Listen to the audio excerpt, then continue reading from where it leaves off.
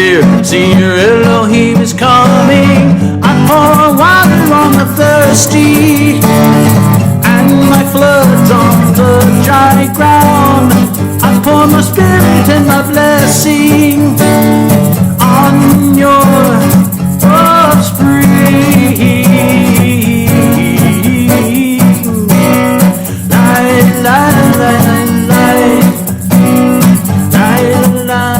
Shalom, and welcome to the Feast of Yahuwah series.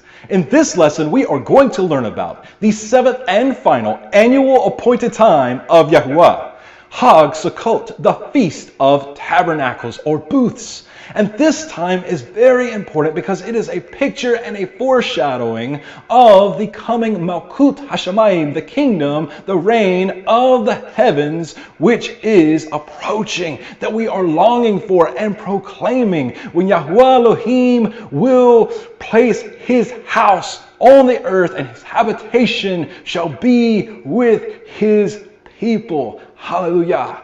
We long for this time, but it is also a call to reflect upon the ancient times, upon the time when Yahuwah Elohim took his people Yasharel out of the iron furnace, out of Mitzrayim, which today is called Egypt, the house of slavery. And he brought them out with a mighty right hand, and he did many signs and wonders for his people. But because of their rebellion and the stiffness of their neck and the hardness of their heart, they had to wander the wilderness for 40 long years before they could enter into the promised land. While they were in the wilderness for those 40 years, they dwelt in Sukkot. They dwelt in tabernacles or booths, which is also sometimes translated huts. And they did this in the presence of Yahuwah. So this is a picture and a foreshadowing. For the past, the present, the future, there is something that we can glean from here to learn about the future, the Malkut that is coming. Because we know that Yahuwah's house shall be established on the earth, as Yashayahu, who is called Isaiah, the prophet, Hanabi, as he spoke, and he said that it shall be in the latter days that the house of Yahuwah is established above all mountains and above all hills, and all the nations shall flow unto it, saying, let us go to the house of Yahuwah, to the Elohim of Yaakov, and let him teach us his ways. For out of Zion goes forth the Torah and the Debar, the word of Yahuwah, from Yerushalayim, which is Jerusalem. This shall take place. This is for the time which is to come.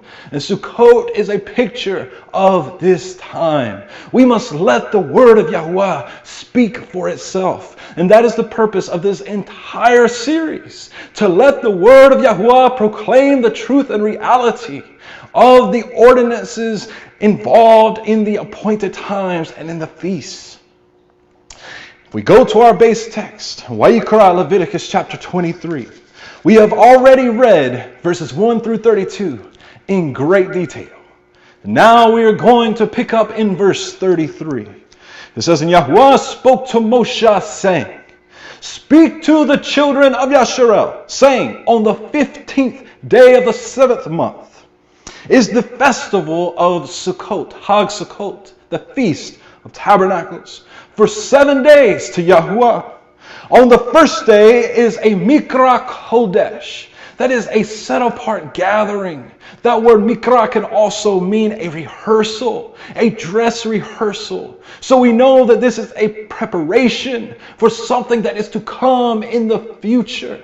And we are longing and anticipating and rehearsing for that day. So we celebrate the Mikra Kodesh, the gathering that is set apart and pure. Often it is translated to be holy, but that word holy is very obscure. And it even has a pagan etymology from the word Helios. It refers to the sun deity. Not many people know this or even understand what this word holy even means. So therefore we use the words set apart, pure, special, unique to Yahuwah. When he sees these things we are doing, he considers them to be pure. He considers them to be set apart. It does not matter how you view something. It matters how Yahuwah sees it in his eyes and how he understands it. Our interpretation is just invalid. Only Yahuwah's reality is the ultimate reality, the ultimate truth.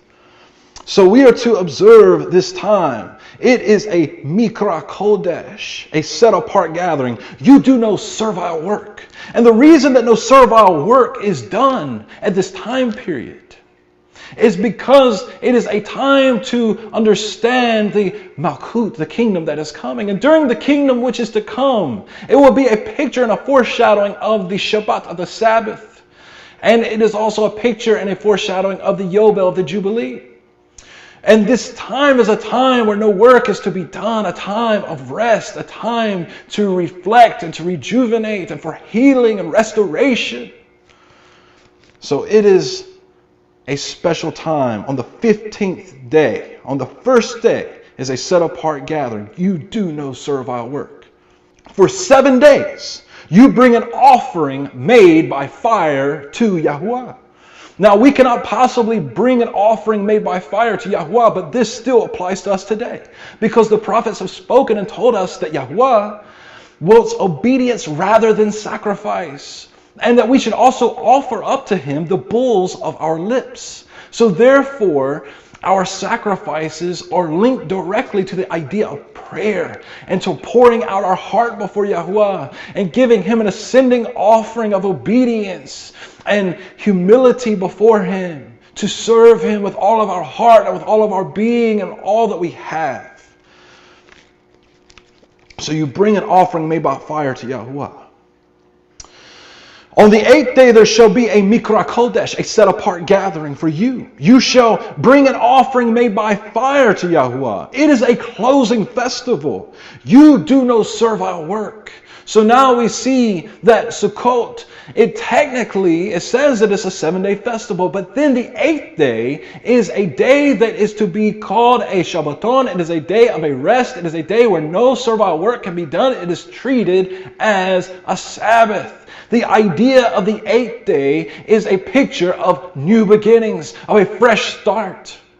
We know that the Sabbath year, the idea of the ruling and reigning Messiah and the time of His coming kingdom is all tied in together.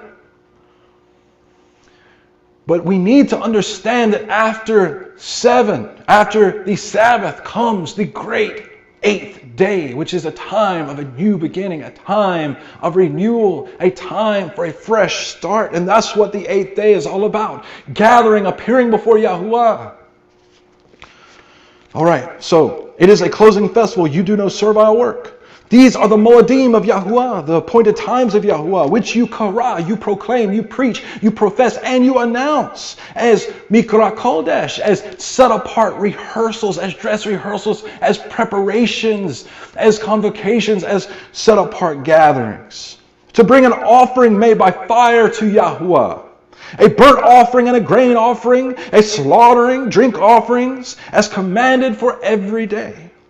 Besides the Shabbatot, the Sabbaths of Yahuwah, and besides your gifts, and besides all of your vows, and besides all your voluntary offerings which you give to Yahuwah, on the 15th day of the 7th month, when you gather in the fruit of the land, observe the Hag, observe the festival of Yahuwah for 7 days.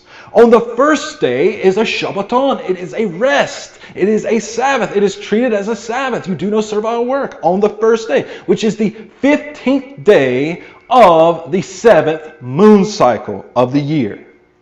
On the first day is a rest, and on the 8th day a rest.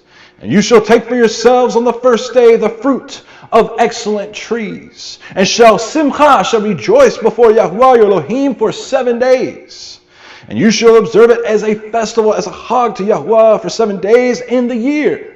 A law forever in all of your generations. And when Yahuwah speaks and says throughout all of your generations, we are to understand that this is a perpetual, everlasting covenant, because the covenant that He made with Abraham, Yitzhak, Yaakov, the covenant that has been reinstated, this covenant is forever. He has made a covenant with His people forever. And it cannot be broken. Observe it in the 7th month. Dwell in booths. Dwell in Sukkot for 7 days. All who are native Yasharites, they are to dwell in booths. They are to dwell in Sukkot. But we also know that this is a time for the stranger and the sojourner to join into the celebration. And we're going to see that even further. But the idea here is that the native born has to do this. There is no way that they can get out of this. This is an obligation for them to proclaim each and every year, to proclaim the past, the present, and the future, which is to come. It says, all who are native Yisraelites dwell in booths, so that your generations know that I made the children of Yasharel dwell in booths. They dwelt in Sukkot when I brought them out of the land of Mitzrayim. I am Yahuwah your Elohim. Thus did Moshe speak of the Moedim, the appointed times of Yahuwah, to the children of Yasharel. So therefore we see the conclusion of our base text. And we end with the idea of Sukkot, the idea of this 7-day festival, which has an 8th day attached to it, which extends the festival for a prophetic picture and foreshadowing of a future event, a time that we are to dwell in booths, a time that we are to rejoice, a time that we are to bring the Arba Minim, the 4 species that Yahuwah has declared, the 4 specific types of branches before Him to worship and to praise Him. It is a time of the first fruits. It is a time of offerings, of voluntary offerings and shalom offerings. All types of offerings are given during this time to enhance the rejoicing, to enhance the joy of the festival of Sukkot. Remember that we learned on the first day of the new moon, of the 7th new moon of the year, this is the time for sounding the shofar, for warning that repentance, that the door is closing, warning to Teshuvah, to return to Yahuwah. And then on the 10th day, 10 days later, this is when the judgment is sealed during the day of atonement, Yom Kippur. And only 5 days from Yom Kippur, after this solemn day of fasting that happens, 5 days later, we begin a festival of rejoicing, of celebration, of first fruits, of the ingathering, a time to worship Yahuwah, a time to present yourself to Him and your family, and to have the people learn about His appointed times, a time to gather, a time of friendship, of family. This is what this festival is all about. Now let us examine a few of these verses in the Hebrew, in the Ivrit, so we can get a more technical understanding about the timing and what exactly it is that we are to do during Sukkot, what the mitzvot, what the commands. That word mitzvot or command actually gets its root from connection. So what is the connection? How can we connect with Yahuwah? What is He telling us that we should do? And by doing so, we will get closer to Him. In the Hebrew, it reads, B'chamisha asar yom lachodesh hashabe'i hazeh hag hasukot shibat yamim la Yahuwah. B'chamisha asar literally is in the 15th Yom, the day. The day begins in the evening. So it says, B'chamisha asar, in the 15th Yom of the day, Lachodesh, of the monthly cycle. That word Chodesh, as we have already discovered, is interchangeable with the Hebrew word Yereach, which is spelled exactly as moon. In fact, Yereach means moon and month. The literal word that is usually used for moon is Yarach, spelled the exact same way. Just a little change in the pronunciation of the vowels. But both mean moon. They are interchangeable with one another. We've already discovered this in many, many, many passages. There are so many passages in the scriptures where we see this is the case. But the word Chodesh comes from the word Hadash, which means to refurbish, to rebuild, to polish, to make shine. Literally, it refers to polishing a sickle, which is used for harvesting. And we know that Sukkot is a time of the harvest. All of the pilgrimage feasts are linked directly to the agriculture of the land, to reaping, to harvesting and planting. All these aspects are there. So therefore, when we see the sign, Yahuwah said in Genesis, Bereshit chapter 1, on the very first page, we see that he created lights to be for the signs, for the othot. And they are for the moedim, for the appointed times. They are for days and years. Yahuwah did not create the darkness to be the sign, but the light. So therefore, after the moon has been hidden from 1.5 to 3.5 days in total darkness, and then it begins to reappear, and that first piece of light can be seen when the sun sets in the western sky. And we see that first sign, that first piece, that first vision of the light in the Shamayim that Yahuwah has placed there. We see the sickle. When we see this, we know this is the new moon. This is the Rosh Chodesh, the head of the month. This is the renewal of the head, the rebuilding of the head. This is a picture of the Chadash, of the refurbishing. This is a picture of the oath, which is the sign, which comes from or, it comes from light. So we know, according to the etymology of these Hebrew words, clearly what we are looking for. If we are looking for the 7th Chodesh, we look for the time where we have seen 7 new moons in the Shana, in the year.